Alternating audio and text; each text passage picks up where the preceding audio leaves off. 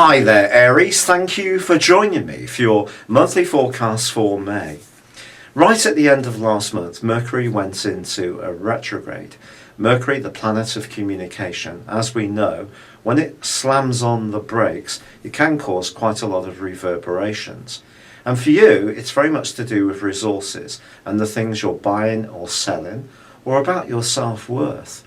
But there is actually a wonderful new moon which sparkles on the 6th of this month and angles up with Pluto, the planet of change. And I think that this month can actually turn out to be seminal, really important when it comes to how you fit into the wider world, your ability to generate earnings or to feel good about yourself are all going to go through a potential, very highly important transformation.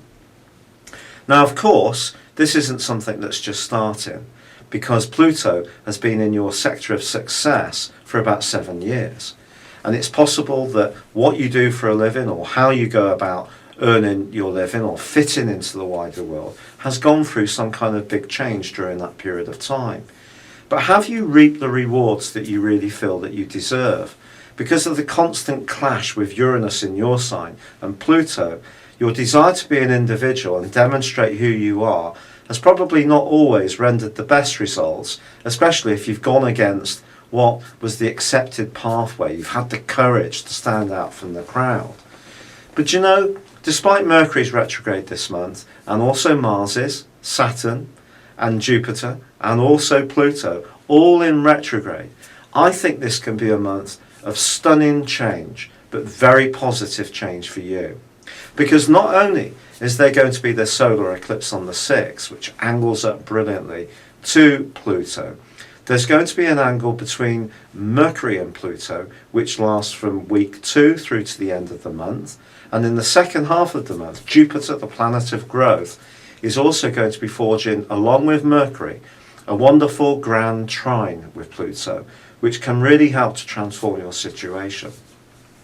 But are there any catches? Well, there are a few, to be honest, not least that Neptune is in opposition with Jupiter for the whole of this month. So any schemes you have on the go, which are artistic or creative, have to work in a way which is going to be acceptable and can fit in an earthy, tangible manner to the world at large. So if you come up with things that are too ephemeral, too dreamy, they may not actually create that much of a stir. Well, and also Jupiter is in a square with Saturn for the whole of this month, just like it was last time. And this is difficult in the sense that Saturn's in the part of your scope to do with expansion, as is Mars, your ruler.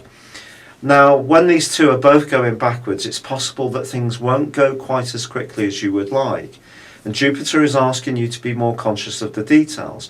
You can't be slapdash in your approach, and you may find yourself having to juggle what you want to do for yourself with what other people expect from you. And that's not always an easy equation to define. However, there are some important influences at the heart of this month. When Venus, also in your sector of resources, which is wonderful and can be great for appreciating the good things in life, she too forges a brilliant link to Pluto. And I think this could be a moment from the 11th through to the 17th when you have some kind of key financial break. Equally, you can encounter someone very influential who really seems to take a shine to you. They can be very protective, very wise. It could be someone who's quite savvy about the world at large, but they can help to enrich you through the skills and experience, if you're receptive to their ideas, that they share with you. But there's going to be a huge clustering of energy around the 21st to the 24th. First up, there is a full moon. And this full moon is asking you to really balance your resources in terms of the ins and outs. Now, we all need to do that all of the time, but I think it's possible that something could come to the fore which you need to take direct action around. So as much as things can be developing highly positively, don't take your eye off the ball. And of course, up until that point, Mercury, around those small little niggly things that we can influence, is still going to throw up the odd moments of mischief, despite the fact that it is in such transformational form in its angle to Jupiter and also Pluto. But also on the 21st, the Sun makes his way into the sign of Gemini. For you, this is going to see things speed up. And of course, with Mercury starting to go forwards, that's going to be an entirely pleasant feeling too. And then on the 24th, Venus moves into your third solar house to join up with the Sun. Now this combination is really going to see you being able to use your words with a great deal of skill. You can wax lyrically, and there may be someone who's going to be quite enchanted by how you express yourself in the last 10 days of this month. So if you do have a meeting or you're going out on a date, the chances are that you can really be quite successful in this area of life too in the last phase of this month.